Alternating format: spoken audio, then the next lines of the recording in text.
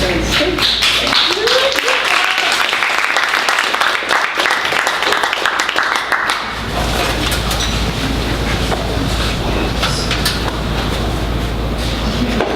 we go. I'm going to begin with a poem that's not mine, called Wall, Cave, and Pillar Statements after Emperor Asoka by Alan Dugan. In Emperor Asoka, you might have heard of Asoka's edicts. I had not, but I looked it up, and Wikipedia says that he was an emperor in India, 3rd century BCE, who commissioned all these writings to be put into wall caves or cave walls and pillars that referred to like religious principles and sort of guidance to live life and avoid societal problems. And so I guess what this is I found out eventually this is what this poem is about. This is Wall, Cave, and Pillar Statements by Alan Dugan. In order to perfect all readers, the statements should be carved on rock walls, on cave walls, and on the side of pillars, so the charm of their instruction can affect the mountain climbers near the cliffs, the plainsmen near the pillars, and the city people near the caves they go to on vacations. The statements should, and in fair script, spell out the right text and gloss of the philosopher's jocular remark. Text: honesty is the best policy. Gloss: he means not best, but policy. This is the joke of it. Whereas in fact, honesty is honesty, best is best, and policy is policy. The three terms being not related, but here loosely allied. What is more important is that is. But the rock-like truth of the text resides in the the. The is the. By this means, the amusing sage has raised, or caused to be raised, the triple standard in stone. The single is too simple for life, the double is mere degrading hypocrisy, but the third combines the first two in a possible way and contributes something unsayable of its own. This is the pit, nut, seed, or stone of the fruit when the fruit has been digested. It is good to do good for the wrong reason, better to do good for the good reason, and best of all to do good. I.e., when the doer and the doee and whatever passes between them are beyond all words like grace or anagogic insight or definitions like particular instance of a hoped-at law, and which the rocks alone can convey. This is the real reason for the rock walls, the cave walls, and pillars, and not the base desires for permanence and display that the teacher's conceit suggests. That is the end of statements. That is the end of the statements. But in order to go on away after the end, so as to make up for having begun after the beginning, and thus to come around to it in order to include the whole thing, add. In some places, the poignant slogan, morality is a bad joke like everything else, may be written or not, granted that space exists for the vulgar remarks, the dates, initials, and hearts of lovers, and all other graffiti of the prisoners of this world. That's Alan Dugan. I don't know if I like this one. I think it's pretty good. Thank you, Malvern. Thank you all. Thank you, Sam. Thank you, editors. I'm going to read a couple poems in English and a couple poems in Spanish, and then we can get out of here. Before me, a full plate. Above me, a still roof. Outside, the rumor of the world that cannot kill me. It is a trap, this elf. All of its machinations, its upward mobility, its fatty diet, its lack of valor. But it is night when I say this, so I am emboldened, perhaps by liquor, perhaps by the inevitability that with the sun I will rise and leave for work so as to have before me a full plate, above me a still roof. And so Sam asked me that I only read new poems, so I'm abiding. So new poems. You didn't do that?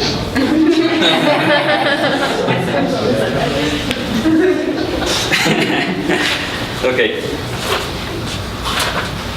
Sobre el pueblo flota, se eleva, encoge, con certidumbre plena, el humo de la mañana, del agua tibia para el café, de las primeras tortillas. Hoy, como antier y ayer, se alzará hasta el cielo, visitará a los mismos espíritus, les dirá que poco a poco nos vamos olvidando de ellos y regresará mañana, hecho del ciclo de nuestra sed y hambre, más cargado de maldiciones de la memoria, más llenito de veneno por las faltas que cometemos de noche y olvidamos cuando otra vez con el humo amanece. And then I've been writing these poems about birds. So here's one of those. Here comes again the purple dusk. It flutters like a hungry sparrow looking for crumbs. It swoops like a goose down to a pond to catch its reflection. The whole of the world may be no more than this. A hue so improbable that we pay it no mind as we shield our eyes in the driver's seat, eager to get home to our chores, to bequeath unto our loved ones all the pain from the day. In the meantime, perhaps a heron plunges its beak into the water. Its legs neither begin nor end. They are the columns of time. Perhaps it is as simple as that. Said.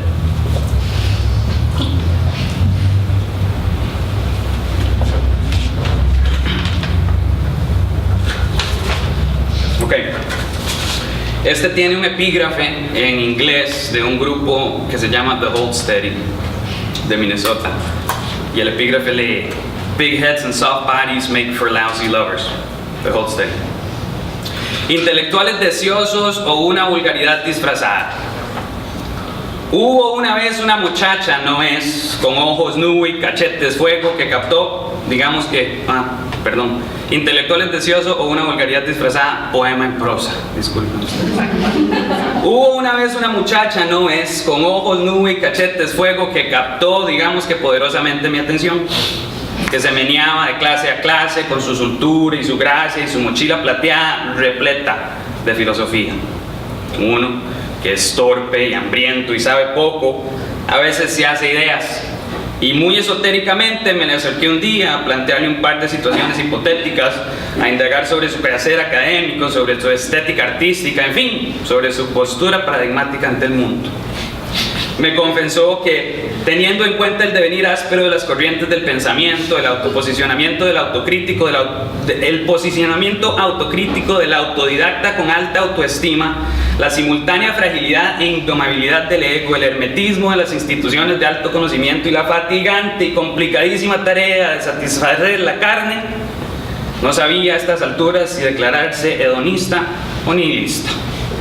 Yo, y tengamos presente que uno que es torpe y hambriento y sabe poco, a veces se hace ideas, le compartí el escepticismo que venía desarrollando ante conceptos y prescripciones hegemónicas, ante identidades, identificaciones y dentaduras monolíticas, ante la paradoja opaca de la pedagogía, y que me veía paulatinamente inclinado a proyectos más liberadores, de coloniales, antipatriarcales, interseccionales, o sea, a labores y cuerpos más rizomáticos, archipelágicos, más otros que se prestaran a la persecución estética y sensorial del gozo y se gloriaran en incorporarse, compaginarse, regocijarse, de todoarse y sobre todo juntarse, como esos idiomas mesoamericanos que se aglutinan.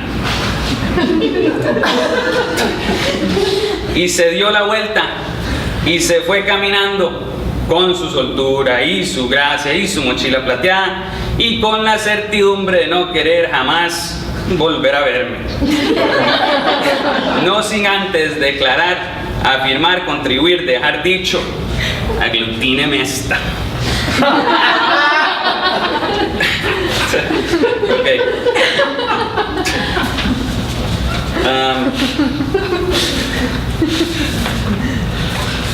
Ya falta poco.